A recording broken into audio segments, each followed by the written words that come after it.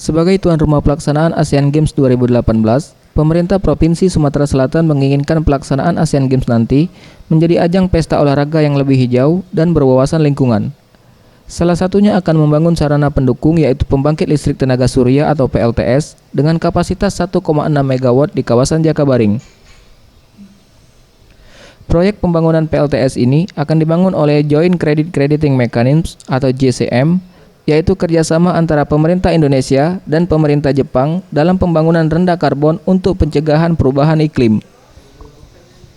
Menurut Robert Heri, Kepala Dinas Energi dan Sumber Daya Mineral Provinsi Sumatera Selatan mengatakan, pengembangan PLTS ini merupakan salah satu usaha yang mendukung pengembangan konsep Green City, pencegahan perubahan iklim dan juga mendukung pelaksanaan persiapan Asian Games 2018. Untuk tahap awal, PLTS ini akan dibangun dengan kapasitas sebesar 1,6 MW dan kemudian usai pelaksanaan Asian Games, kapasitas PLTS ini akan diperbesar hingga 11 MW. Dengan schedule yang sudah ditentukan bersama, ya, baik itu oleh pemerintah Jepang maupun kerjasama kita ini, kita harapkan di awal sebelum daripada Asian Games itu sudah selesai.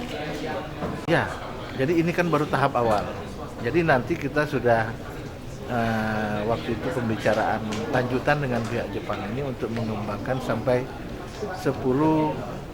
antara 10 sampai 12 MW. Jadi ini adalah untuk kebutuhan seluruh kawasan Jakabaring nanti.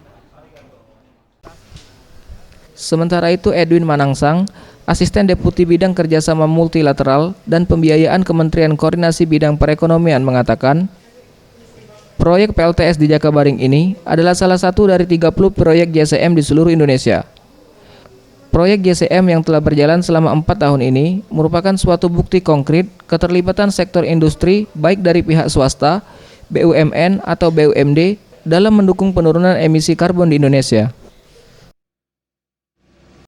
Ya, jadi seperti sudah disampaikan tadi bahwa ini merupakan bagian dari proyek kerjasama bilateral antara pemerintah Indonesia dan pemerintah Jepang dalam rangka mendorong perusahaan-perusahaan swasta, terutama perusahaan swasta Jepang, untuk berinvestasi di Indonesia, kerjasama dengan perusahaan-perusahaan Indonesia untuk proyek-proyek yang mendukung low carbon development.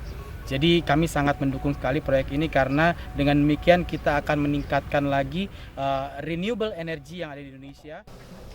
Proyek pembangunan PLTS di Jakabaring ini memakan biaya sebesar $3 juta yang berasal dari dana hibah pemerintah Jepang sebesar $850.000, pinjaman dari perbankan melalui perusahaan BUMN PT SMI sebesar $1,2 juta, serta sisanya dari perusahaan daerah pertambangan dan energi atau PDPDE. Tim Liputan Sriwijaya TV.